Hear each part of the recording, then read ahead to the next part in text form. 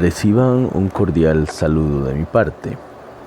En la clase de hoy, que vamos a resolver de manera virtual por motivos que hemos conversado, vamos a repasar principalmente el concepto de correlación entre dos variables. Primero, repasaremos un ejemplo del coeficiente de Gini y de esa manera también revisaremos la tarea de la curva de Lorentz. Entonces, tenemos un ejemplo del coeficiente de Gini.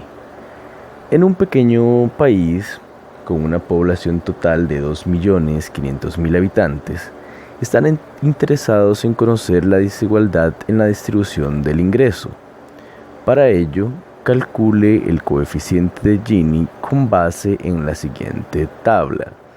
La tabla nos presenta el ingreso en dólares en relación con la población que percibe dicho nivel de ingreso. Tenemos $250.000 contra 750.000 de población, $650.000 contra 650.000 de población, $970.000 contra 500.000 de población, $1.500.000 contra 350.000 personas y $2.500.000 contra 250.000 personas. Con base en estos datos, nos solicitan que calculemos el coeficiente de Gini. Cada uno y cada una en sus casas, en la comodidad de su computadora y disfrutando de su conexión a internet, repasen la fórmula que vimos en clase para el coeficiente de Gini, que, como dijimos, es una fórmula simplificada, dado que solo podemos tener una aproximación relativamente general con esta fórmula. Entonces, aplicando esa fórmula que nos relaciona los ingresos acumulados relativos y la población acumulada relativa, podemos obtener la aproximación al coeficiente de Gini que nos permite solucionar este ejercicio.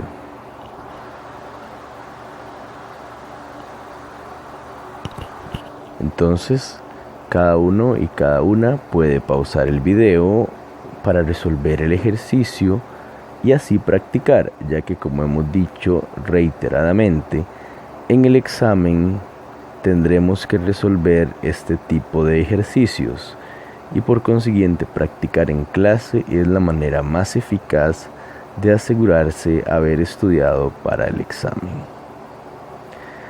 Entonces, hemos de construir una tabla en la que vamos a incluir el ingreso acumulado y el ingreso acumulado relativo, así como la población acumulada y la población acumulada relativa. Una vez que hemos hecho esa tabla con estos valores, pues es cuestión entonces de hacer la resta que nos solicita o que nos plantea la fórmula entre la población acumulada relativa menos el ingreso acumulado relativo. Esta columna, que es la que tenemos en la posición 1,7 en la matriz proyectada, vamos a tener que hacerle una sumatoria, la sumatoria de PI menos QI, que nos va a dar un total de 143,1414. Además, como pueden repasar en su tabla, en la que tienen la ecuación, recuerden que tenemos que hacer la sumatoria de la población acumulada relativa hasta n-1. En este caso sería sumar 30 más 56 más 76 más 90. Esto nos da un total de 252. Entonces, con la sumatoria de la población acumulada relativa menos el ingreso acumulado relativo y la sumatoria de la población acumulada relativa hasta n-1, entonces procedemos a realizar la división, la cual nos va a dar un valor de 0,568. Este valor, que puede interpretarse como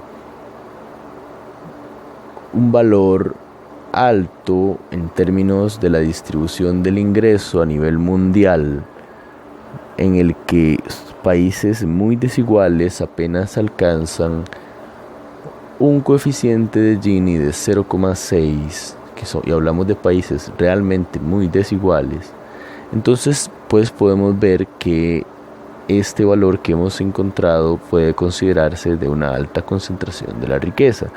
De hecho, y como lo conversamos en otros momentos, el índice de coeficiente de Gini en Costa Rica ha venido aumentando y convergiendo a valores más o menos de este nivel, de 53, de 54, ¿no? Y ¿cómo podría interpretarse un valor de esta manera sin hacerlo de manera comparativa con otros valores?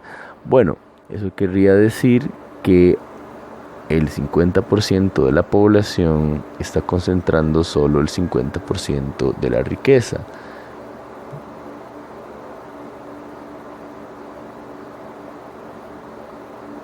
Pero no es así. Realmente, para poder interpretar este coeficiente de manera oportuna, es mejor que revisemos la curva de Lorentz para evitar que cometamos algún error como el que recién acabo de expresar. Entonces, dibujando la curva de Lorentz para el ejercicio que recién acabamos de calcular, ¿verdad?, tenemos el siguiente gráfico. La línea verde es la línea de la igualdad perfecta. En la que, ¿qué nos querría decir esa línea? Esa línea nos querría decir que el 10% de la población acumula el 10% del ingreso. El 20% de la población acumularía el 20% del ingreso. Así, el 50% de la población acumularía el 50% del ingreso. Lo que querría decir que sobre esa línea verde que vemos proyectada en la pizarra, en la pantalla, se encuentra la distribución más equitativa posible del ingreso entre la población. Por otro lado, la línea azul, que realmente es un ángulo de 90 grados, nos viene a destacar la línea de la desigualdad perfecta, en la cual un único individuo concentra el 100% de la riqueza. Nuestro ejercicio lo que ha calculado es una curva de Lorentz, en la cual se logra mostrar que en vez de que el 10% de la población acumule el 10% del ingreso, como sería en la línea verde, vemos que el 10% de la población acumula un porcentaje de ingresos cercano al 0%. Cuando llegamos al 20% de la población, que es el eje X, el eje de las abscisas en este gráfico, apenas está despegando el 0%. Así, cuando llegamos al 50% de la población, estamos viendo que está acumulando aproximadamente el 10% del ingreso. El 60% de la población acumula por cercano al 15%. Cuando llegamos al 80% de la población, apenas está acumulando aproximadamente el 30%.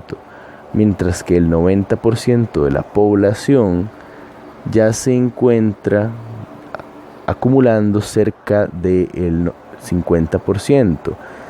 ¿Eso qué quiere decir? Que el 10% de la población más rica está acumulando cercanamente al 50% del ingreso. Por esto es que es importante entender la curva de Lorentz para poder interpretar de manera adecuada el coeficiente de Gini y entender en qué manera o de qué medida es que este valor de 0,56 es un valor alto en la concentración de riqueza.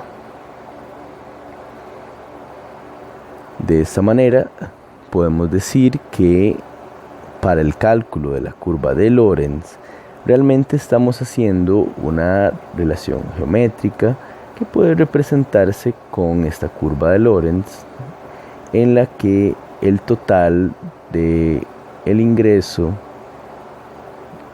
que sería A más B,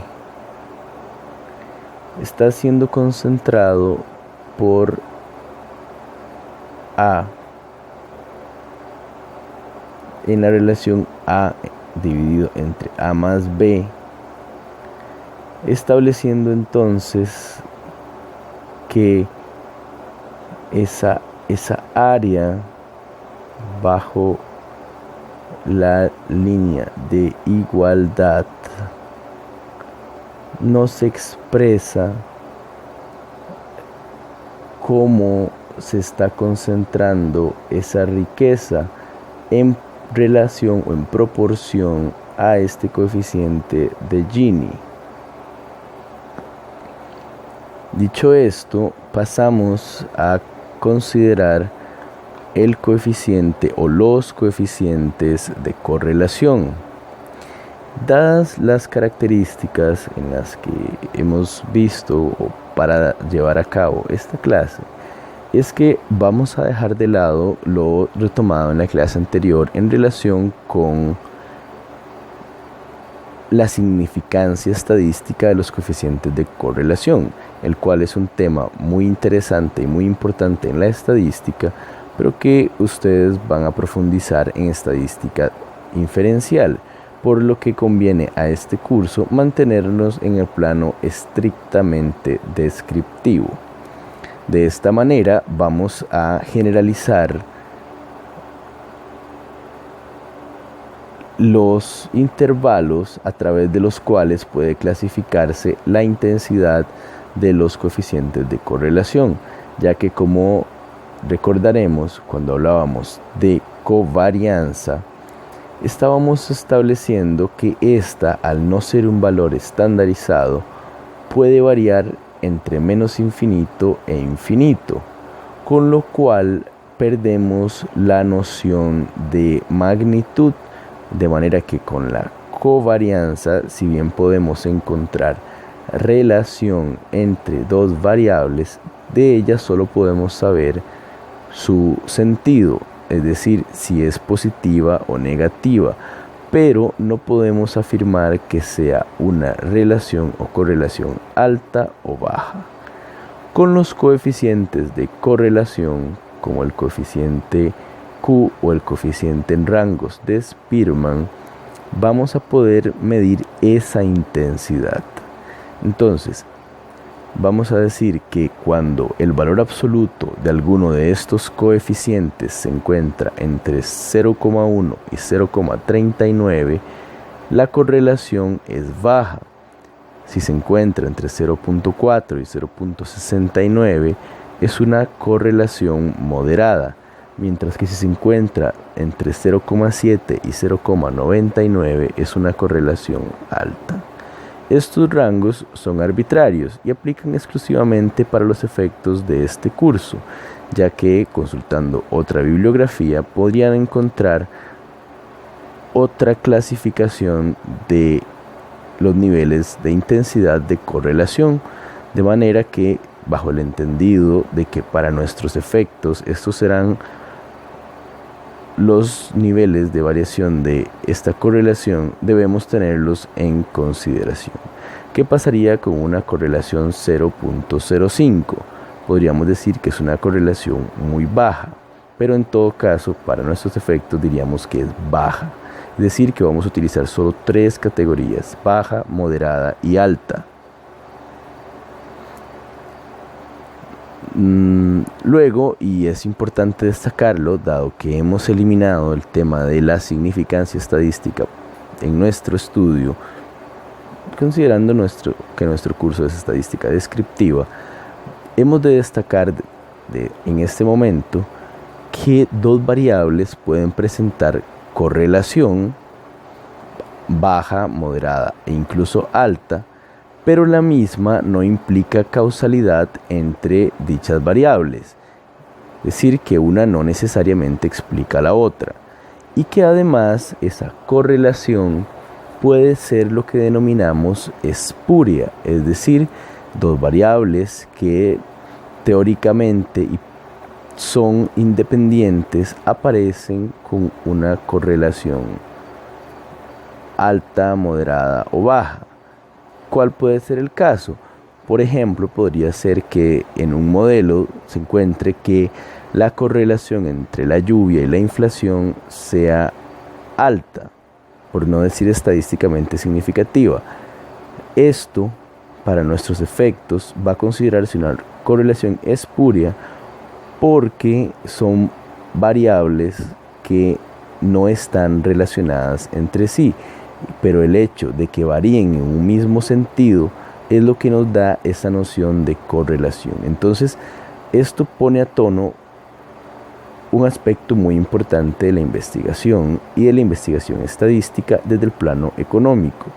Siempre es importante considerar las condiciones a priorísticas de la teoría económica cuando intentamos establecer correlaciones, porque podemos obtener, como en el ejemplo de la clase pasada, una correlación alta entre la estatura y la nota en un examen.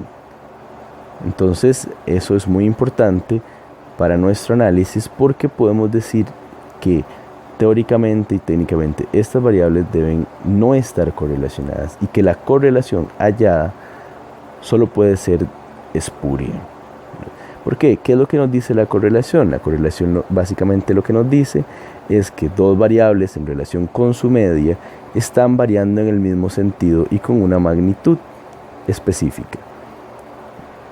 Dicho esto, vamos a proceder a resolver algunos ejercicios a través de los cuales vamos a poner en práctica lo visto en la clase anterior y con lo cual vamos a agotar este tema y darlo por visto. Ejercicio 1. Para mostrar si existe correlación entre estudiar y aprobar un examen, un grupo de 20 estudiantes de estadística decidieron que 10 no estudiarían y 10 sí lo harían. Luego del examen encontraron que 8 de los que no estudiaron tampoco aprobaron el examen, pero solo 4 de los que sí estudiaron para el examen lo aprobaron. Con base en el coeficiente apropiado, responde si existe o no correlación en este caso. Para resolver este ejercicio, lo primero que tenemos que determinar es qué tipo de variables entran en consideración. Recordemos que hemos visto 3 tipos de coeficientes de correlación. Un coeficiente de correlación Q, que sirve para variables cualitativas dicotómicas, un coeficiente de correlación en rangos de Spearman que sirve para variables ordinales y un coeficiente de correlación de Pearson para variables cuantitativas en escala de razón o intervalo. Una vez más, incito a los estudiantes que están llevando esta clase a que pausen el video e intenten dar solución a este ejercicio por su propia cuenta, ya que de esto dependerá que en el examen puedan resolver todos los ejercicios que se presenten.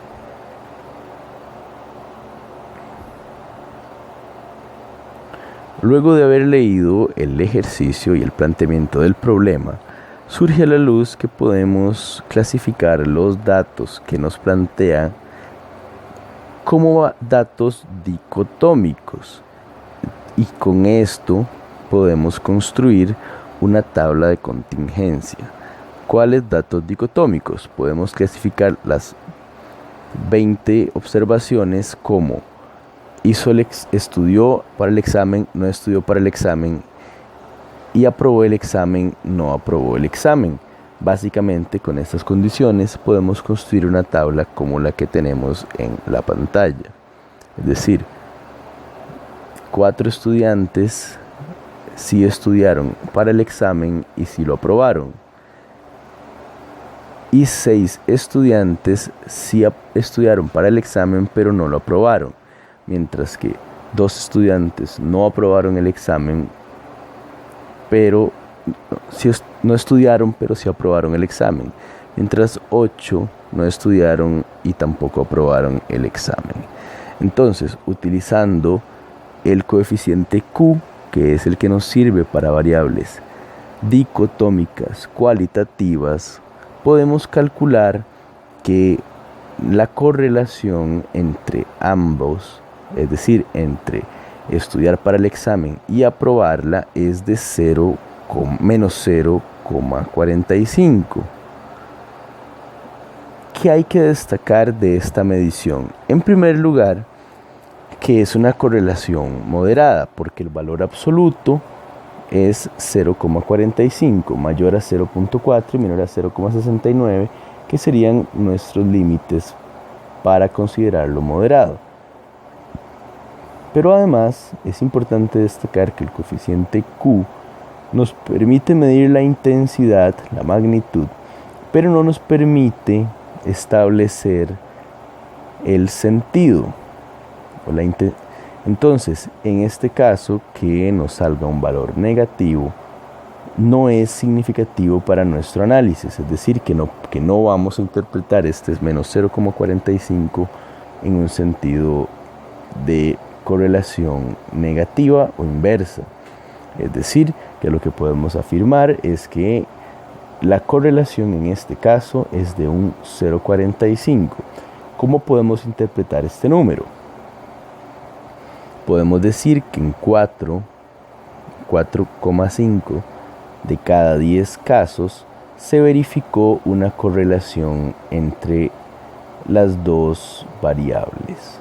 Es decir, que en 4,5 de cada 10 casos, quien no estudió tampoco aprobó el examen.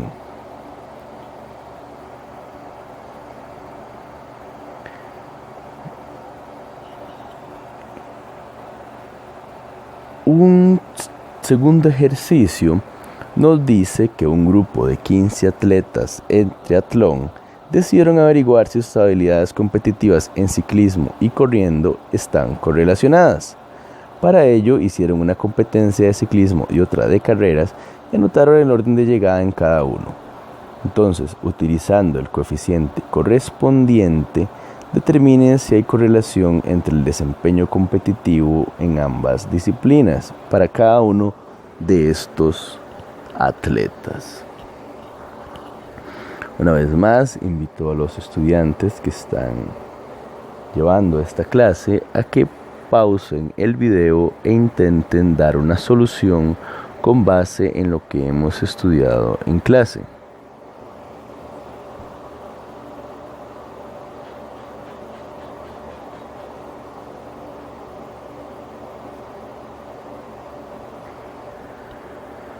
Como ya he dicho, hemos estudiado 3 tipos de coeficientes, diferenciando entre 3 tipos de variables o escalas de medición de variables que estudiamos en este curso. Salta a la luz que en este ejercicio lo que se nos está diciendo es que los atletas se ordenan su participación en la competencia, pero no nos dicen ninguna otra medición al respecto. Es decir, lo único que sabemos es que el atleta A en la prueba de ciclismo llegó en el lugar número 13, mientras que en la prueba de carrera llegó en la posición número 7. El atleta B llegó en la posición número 1 en la prueba de ciclismo y en la posición número 2 en la prueba de carrera. El atleta C llegó en la posición 14 en la prueba de ciclismo y en número 11 en la prueba de carrera. ¿Esto qué quiere decirnos? Pues que las variables están en escala ordinal. No podemos saber cuánta diferencia hubo en la prueba de ciclismo entre el atleta B, que llegó en primer lugar, y el atleta G, que llegó en segundo lugar.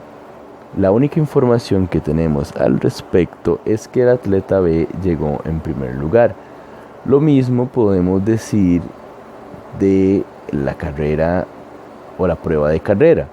No sabemos por cuánto tiempo el atleta G le ganó al atleta B, que llegó en segundo lugar en la prueba de carrera.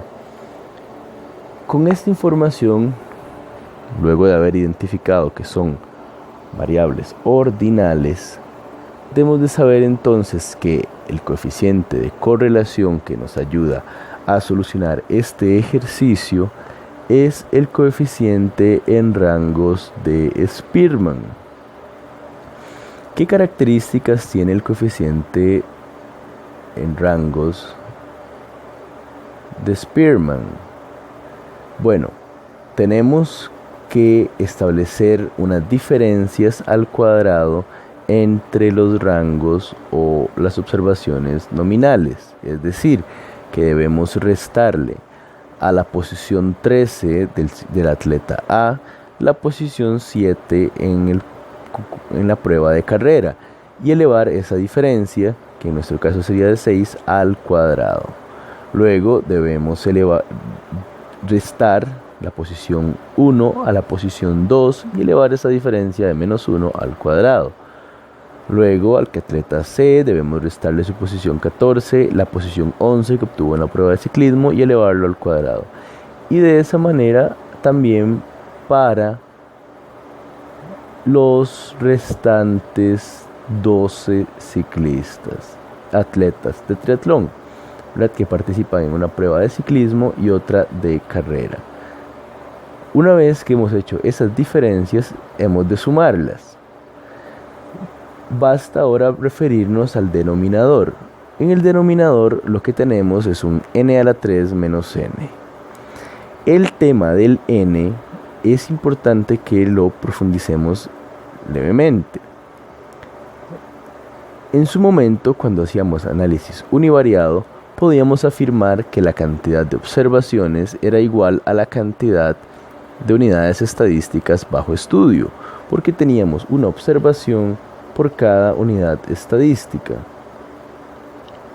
En este caso ya no es posible, porque vamos a tener al menos 2 observaciones por cada unidad estadística.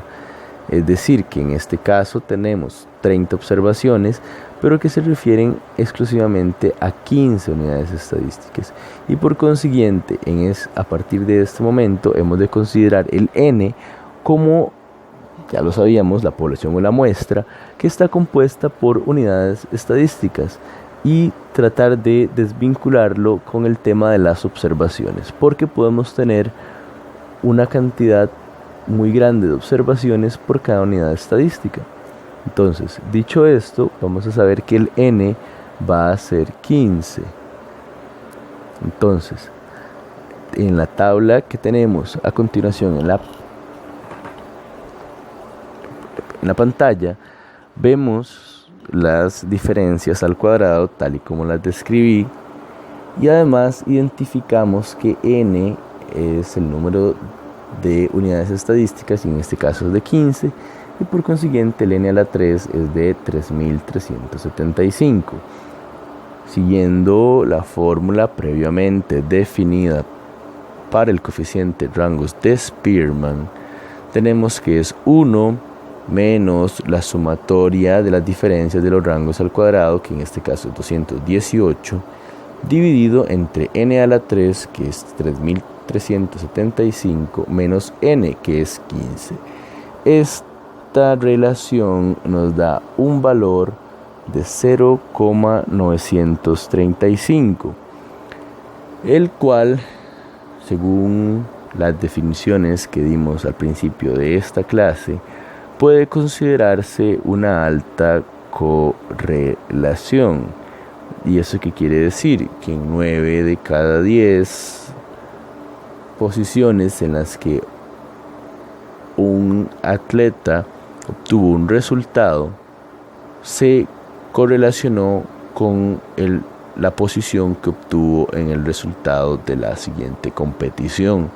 Y es una correlación muy alta, lo que quiere decir que sí podríamos afirmarle a los deportistas que su habilidad en una de las competiciones de triatlón está relacionada con las otras habilidades requeridas en las otras partes de la competición del triatlón. Ahora veamos un tercer ejercicio. Dice que el director de una escuela rural quiere saber si el nivel de ingreso de las familias está relacionado con el desempeño académico de los niños. Para ello hizo una consulta a 12 padres de familia sobre su ingreso y anotó el promedio anual de sus 12 hijos. Determine, le dice el ejercicio, si existe correlación entre las variables. Como hemos dicho, no vamos a considerar la significancia estadística, pero lo que sí vamos a retomar y no vamos a dejar de lado es que al calcular las desviaciones estándar para poder resolver este ejercicio, estamos introduciendo grados de libertad, y como lo vimos en la clase pasada, con esta información de los grados de libertad ya podríamos utilizar una tabla R de significancia para saber si el valor obtenido es estadísticamente significativo, es decir, si el valor obtenido para el coeficiente R es diferente de 0. Esta información que se encuentra en este ejercicio nos da la pista sobre el hecho de que para poder resolverlo hemos de tener que usar el coeficiente R de Pearson, el cual es para variables en escala de razón o variables en escala de intervalo. Esto quiere decir que es una pequeña pista que se encuentra a pesar de que no vamos a determinar la significancia estadística. Retomar, eso sí, la importancia de comprender que cuando estamos utilizando variables cuantitativas, ya hemos de considerar variables como los grados de libertad, ya que estos son muy importantes para la inferencia estadística. Entonces, tenemos la información del ingreso de los 12 padres de familia en la columna 1. Tenemos el promedio anual en la columna de los niños en la columna 2. Entonces, para poder establecer si hay correlación entre estas variables, tenemos que calcular el coeficiente R de Pearson,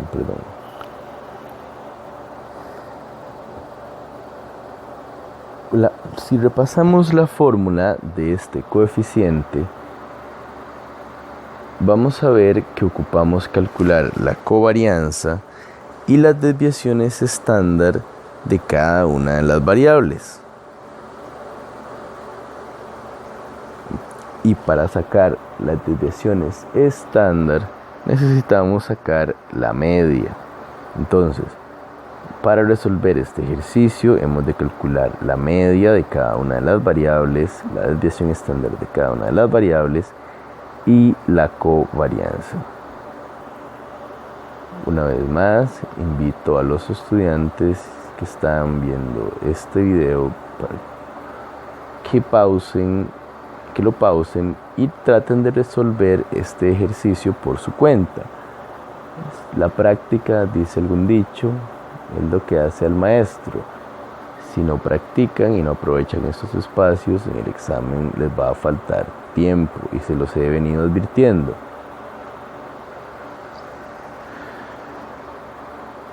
Como les decía, para calcular el coeficiente de correlación de Pearson, hemos de establecer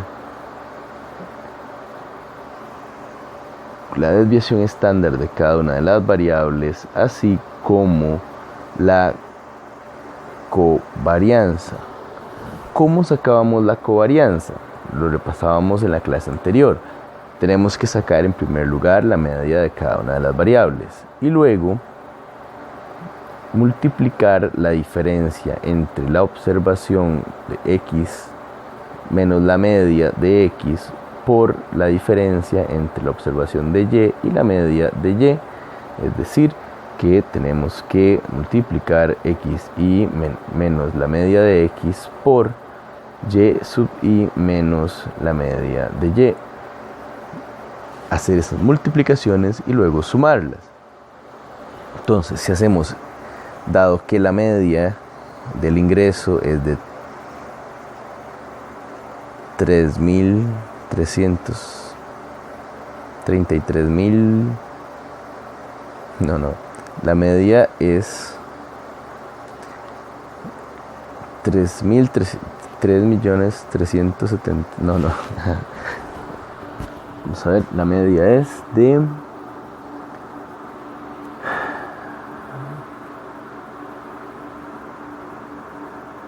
337.500 colones y la media en el promedio es de 80,66. Dicho esto, entonces la covarianza va a darnos un resultado de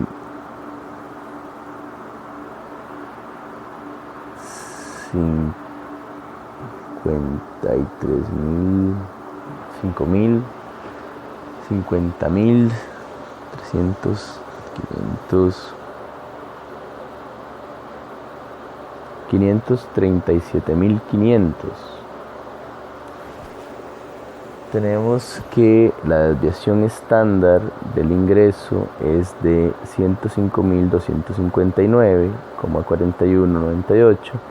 La desviación estándar de la nota es de 8,88. Entonces, como ya sabemos, el coeficiente de correlación de Pearson va a ser el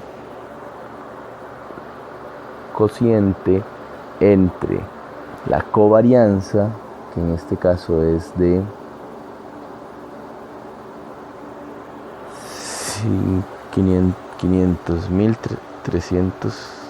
537.500 dividido entre la desviación estándar de x, la desviación estándar de y, que en este caso son 105.259,41 por 8,88. Eso nos va a dar un coeficiente de correlación de Pearson de 0.575, redondeando hacia arriba. Según lo que dijimos, según nuestro criterio, y dado que no vamos a evaluar la significancia estadística, podemos decir que este es una correlación moderada, ¿verdad? Porque se encuentra dentro del margen de lo que consideramos una correlación moderada, es decir, encontramos una correlación positiva y moderada entre el ingreso y el rendimiento académico medido por las notas o un promedio anual de las notas. Con esto hemos repasado y aplicado de nuevo los coeficientes de correlación estudiados en clase.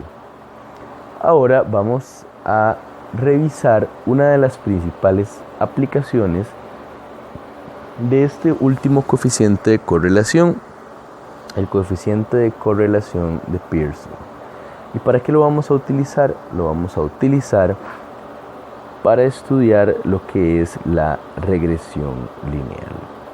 La regresión lineal es una técnica estadística que nos permite expresar la relación entre dos variables mediante una línea recta de la forma y es igual a x más a más bx.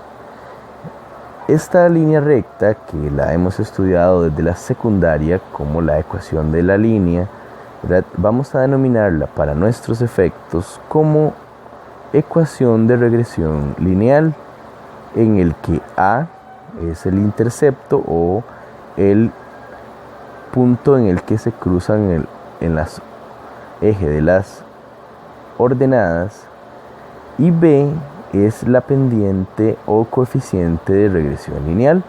Si fuera como es una regresión lineal, la pendiente, ¿verdad?, puede ser positiva o negativa. Si la pendiente es negativa, nuestra recta es decreciente, y si la pendiente es positiva, nuestra recta es creciente. En el gráfico de la derecha tenemos un diagrama de dispersión en el que se muestra un conjunto de puntos en el que podríamos decir que hay una correlación positiva, según lo que veíamos en la clase pasada, y en el que hemos trazado una línea de regresión.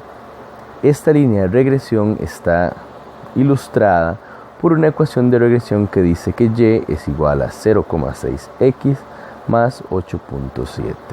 En esta ecuación de regresión de ejemplo tenemos que 0,6 es b o la pendiente de la ecuación, y como es mayor que 0, vamos a decir que es creciente, y donde 8,7 es a o el intercepto, es decir, el punto en el que en el eje de las y, el eje de las ordenadas, cruza nuestra ecuación de recta.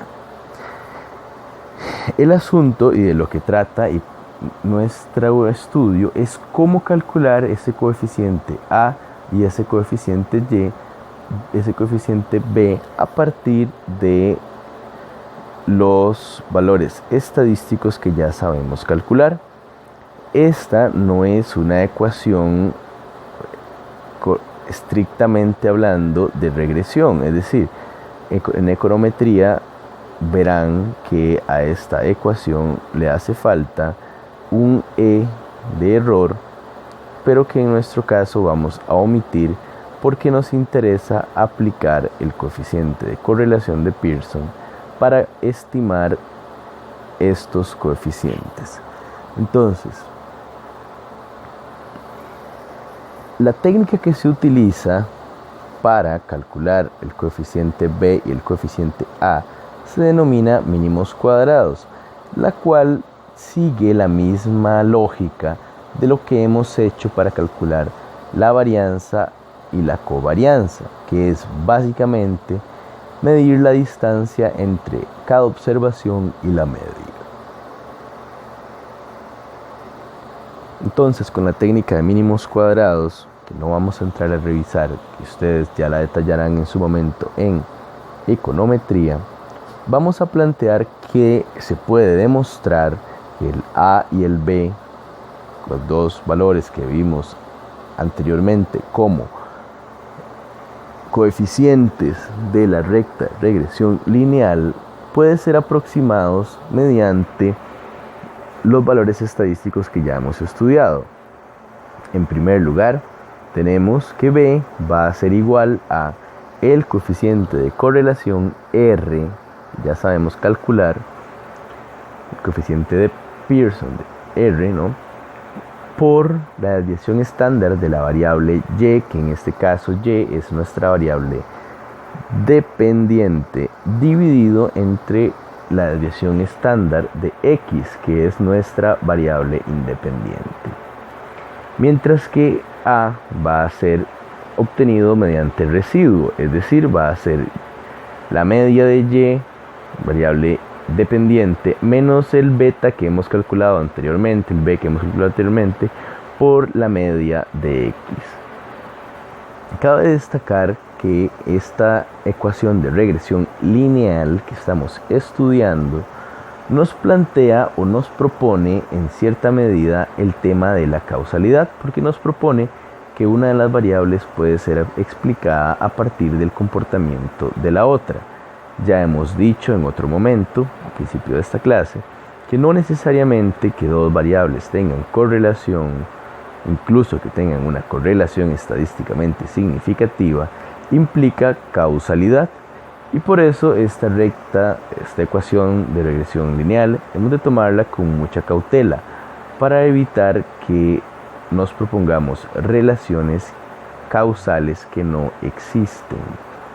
Para nuestros efectos, esta ecuación de regresión lineal va a permitirnos dos funciones primordiales: la interpolación y la extrapolación. Por el momento, concentrémonos en calcular B y A.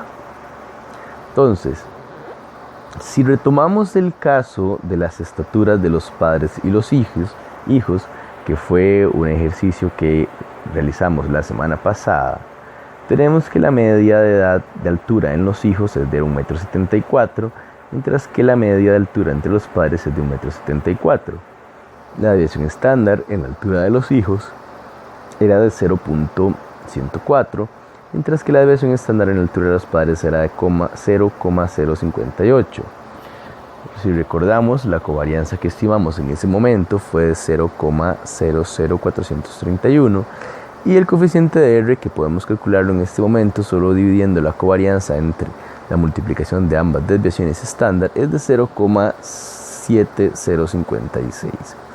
Entonces, si queremos expresar como una regresión lineal la estatura de los hijos como una función de la estatura de los padres, tendríamos que B sería igual a 0,7056 por 0,104 dividido entre 0,058. Es decir, tendríamos R por la desviación estándar de Y, que en este caso es la estatura de los hijos, dividido entre la desviación estándar de la variable independiente, que en este caso es la estatura de los padres.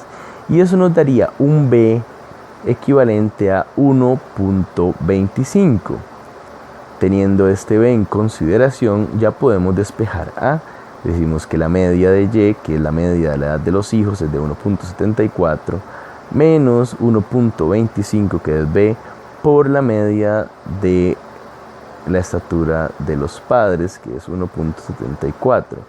Esto nos va a dar un A igual a menos 0,435, por lo que la ecuación de regresión que nos permite relacionar funcionalmente la estatura de los padres con la estatura de los hijos es de 1,25x menos 0,435, donde decimos Y es la estatura de los hijos como variable dependiente y X es la estatura de los padres.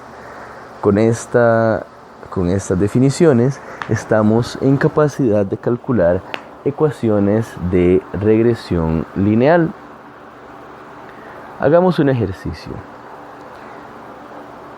Supongamos que se puede modelar la cantidad de horas que se estudian a la semana como variable que explica la nota obtenida en el segundo examen de Estadística 1. Es decir, que podríamos calcular la ecuación de regresión lineal entre los resultados obtenidos en el segundo examen de Estadística 1 en función de la cantidad de horas semanales dedicadas al estudio, de acuerdo con la tabla que se le presenta a continuación.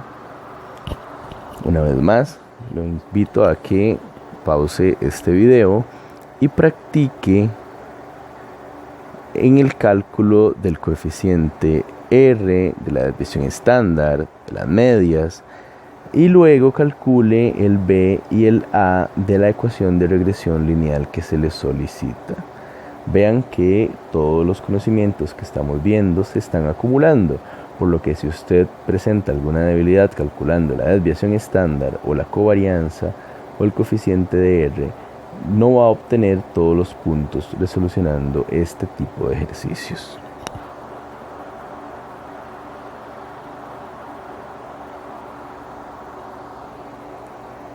Entonces, para resolver este ejercicio, en primer lugar tenemos que sacar la media de horas dedicadas a estudiar. luego la media de las notas obtenidas, luego la desviación estándar de las horas semanales dedicadas a estudiar, luego la desviación estándar de la nota obtenida, luego sacar la covarianza entre las horas dedicadas a estudiar y la nota obtenida, luego sacar el coeficiente R dividiendo esa covarianza entre ambas desviaciones estándar multiplicadas. Y una vez que tenemos eso, procedemos a calcular B multiplicando el coeficiente R por la desviación estándar de la variable dependiente, que en este caso es la nota obtenida, dividiéndolo entre la desviación estándar de la variable independiente, que en este caso son las horas dedicadas a estudiar semanalmente. Siempre, y es muy importante, que tratemos de trazar siempre gráficos de dispersión, ya que estos nos ayudan a prever correlaciones entre las variables. En la tabla que tenemos a la derecha de la pantalla, tenemos la estimación de los promedios, el promedio de horas semanales dedicados a estudiar, 3,5 horas, el promedio de la nota obtenida, 60, las desviaciones estándar de las horas estudiadas, que es 1,87, la desviación en las notas obtenidas, que es de 15,81, y la covarianza, que es de 24,16. Dividiendo la covarianza entre la multiplicación de las desviaciones estándar, obtenemos un coeficiente de correlación de 0,81 o 0,82 redondeando, el cual dentro de el margen que hemos establecido puede considerarse una correlación alta. Dicho esto, podemos pasar a calcular el B, multiplicando este coeficiente de correlación, redondeándolo a 0,82, por la desviación estándar de la variable dependiente, que en este caso es la nota, y es 15,81. Y esta multiplicación la dividimos entre la desviación estándar de la variable independiente, en este caso la cantidad de horas. De esta forma obtenemos un B de 6,9.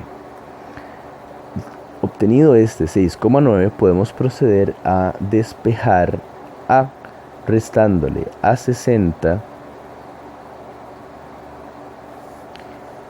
que es la media de nota, este 6,9, que es B, por la media de horas dedicadas semanalmente a estudiar, con lo que obtenemos un intercepto de 35,83. De esta manera, la ecuación de regresión es Y, ¿verdad?, que es la nota obtenida en el examen, igual a 6,9 por la cantidad de horas que estudio, más 35,83.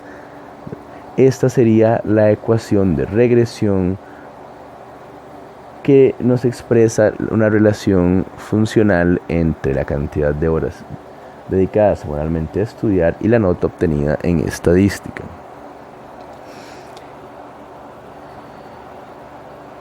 Como les dije, la principal función para la que nos va a servir la ecuación de recta, además de trazar una línea de tendencia en datos de diagramas de dispersión, es permitirnos hacer lo que llamamos la interpolación. La interpolación es utilizar la ecuación de regresión para obtener valores que no han sido observados en Y, pero a partir de valores en X que se encuentran dentro del rango de los Y obtenidos o dados a priori por el ejercicio. Es decir, por ejemplo, supongamos que un estudiante quiere saber si aprueba el examen de estadística 1 estudiando 3.5 horas en el examen. Como ya sabemos, la recta de regresión es Y, que es la cantidad total de la nota obtenida en el examen, es igual a 6,9x, que es la cantidad de horas semanales, más 35,83. Y entonces, para saber si 3,5 horas nos dan una nota para aprobar el examen, solo debemos sustituirlo en el lugar de la X, es decir, 6,9 por 3,5 más 38,83, lo que nos da una nota de 60. Es decir, que dado que el examen se aprueba con un 70, Entonces, con 3.5 horas de estudio semanales no se aprueba el examen. Esa sería una aplicación de la recta o la ecuación de regresión lineal para interpolar un dato que no nos aparece dentro de las observaciones, pero que a partir de este comportamiento que estamos describiendo con esta ecuación podemos de alguna manera predecirlo o completarlo, siguiendo con esta lógica en la cual nosotros podemos introducir valores que se encuentran dentro del rango de X para obtener nuevos valores en Y. Podríamos preguntarnos, ¿cuántas horas debe estudiar como mínimo alguien para obtener un 70 en el examen de estadística 1? La respuesta, que es un despeje a la ecuación de regresión, sería de 5 horas. Y la solución la dejo como ejercicio para que practiquen.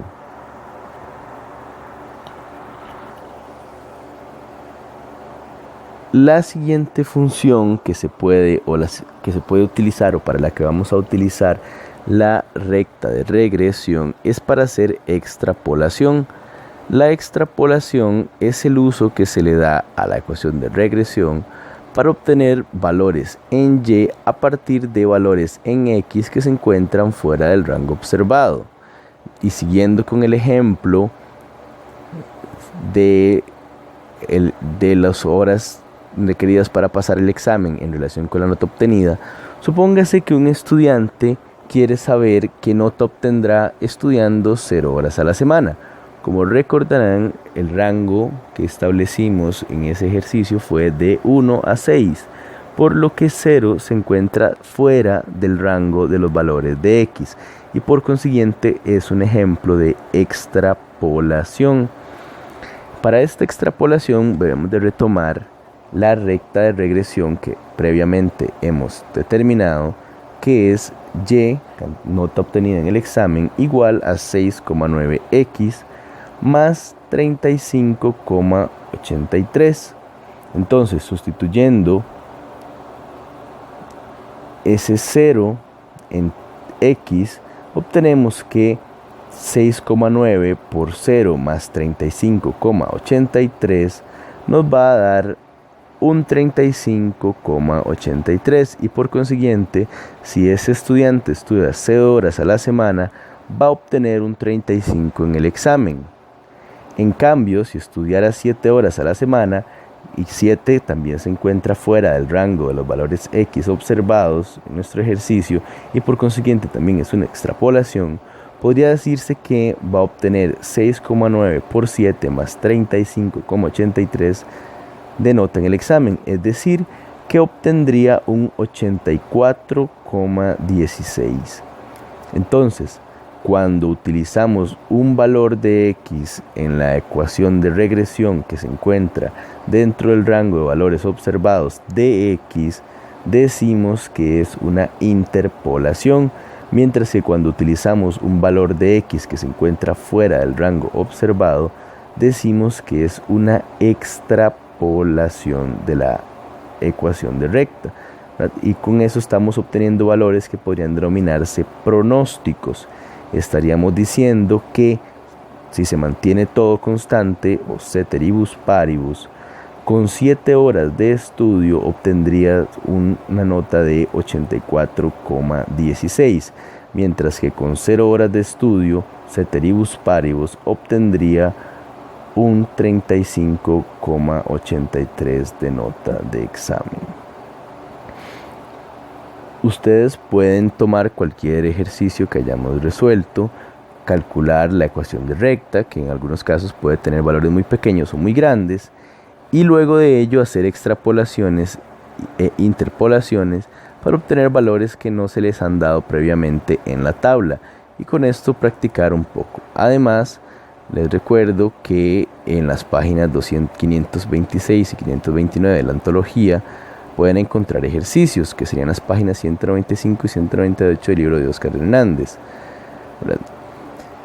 También les anuncio que para este jueves 28 de abril vamos a tener un quiz sobre coeficientes de correlación en el que vamos a aplicar precisamente lo que vimos en esta clase junto con lo que vimos con la clase anterior, dejando por fuera, eso sí, el tema de la significancia estadística, ya que no conviene a este curso, aunque puede ser muy importante como concepto, o es muy importante como concepto estadístico aplicado a las ciencias económicas y sociales. Entonces, la clase y el contenido que hemos visto en esta clase virtual la damos por vista, dado que se encuentra todo el material disponible, ya lo retomamos en clase una vez y además tenemos este video como referencia. Entonces, muchísimas gracias por la atención y hasta el jueves 28 de abril.